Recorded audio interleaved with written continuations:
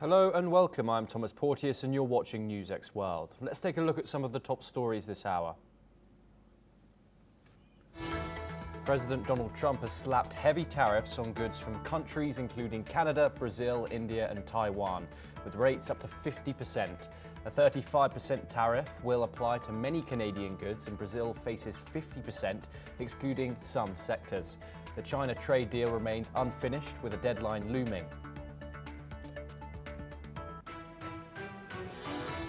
US Special Envoy Steve Witkoff met with Israeli Prime Minister Benjamin Netanyahu to push for a Gaza truce and address the humanitarian crisis.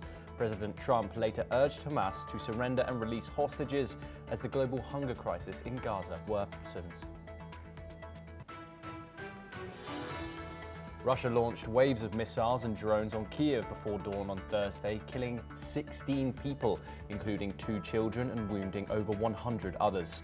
Rescue operations continued through the evening, with over 1,200 police and rescuers responding to the aftermath.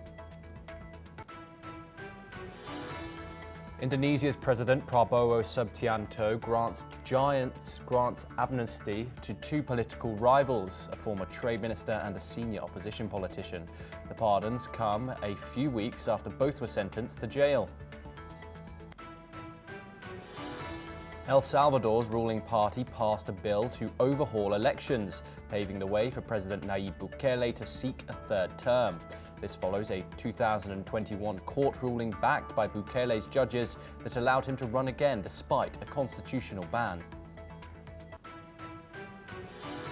President Donald Trump sent letters to 17 major pharmaceutical companies demanding they reduce US prescription drug prices to align with those paid abroad.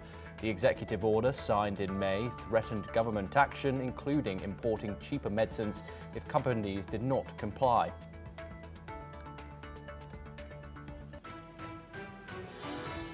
Rwanda and the Democratic Republic of Congo held the first meeting of a joint oversight committee on Thursday, taking a step towards implementing a peace deal.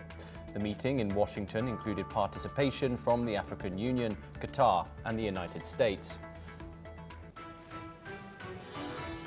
The US imposes sanctions on Palestinian Authority officials and members of the Palestine Liberation Organization, accusing them of undermining peace efforts with Israel.